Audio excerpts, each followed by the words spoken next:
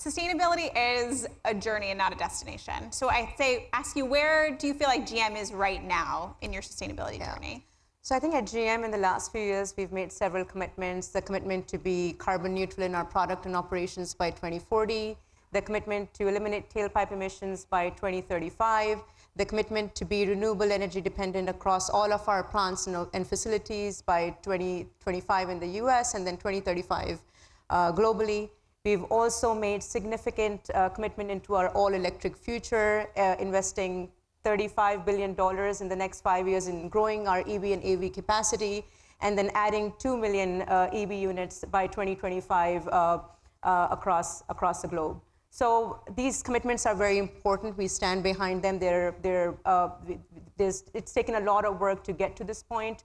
But I think what's important, Lauren, is the urgency of action.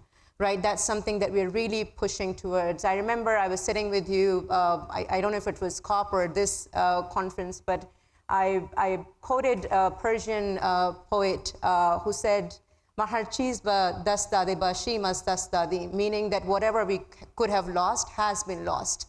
So I feel that this is a message that we are pushing as climate advocates within the company, that the claims are very important in our journey, but now is the time to really push for the urgency of action is what I would say where we are in the journey in the company. We've heard today from a lot of newer companies, younger companies, which I think is very common in the climate tech space and in the climate space more generally, but General Motors has been around for, I think, 115 years. Yes. So how do you think innovation is important to you as part of the culture at GM? Yeah. Innovation is absolutely important, particularly in our climate journey. Innovation is important. All the claims that I talked to you about, they cannot happen in isolation. And I feel that, I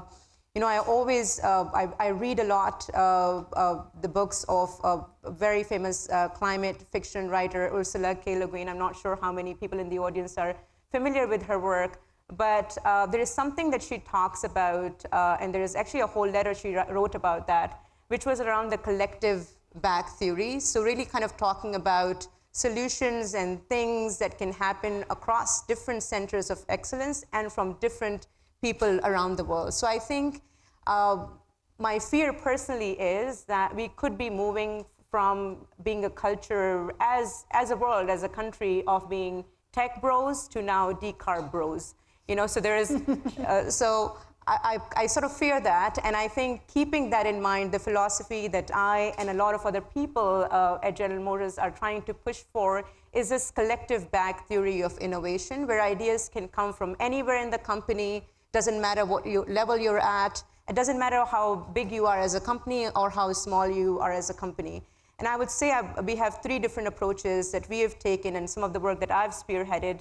We have a partnership with MIT Solve, and we also have a partnership with XPRIZE, and those are the 2 platforms that are sort of global crowd-solving, crowd innovation sort of platforms that are bringing together people from all around the world, including non-Western world, because I think de-Westernization and decolonization of innovation is also very important when we talk about innovation in the climate space.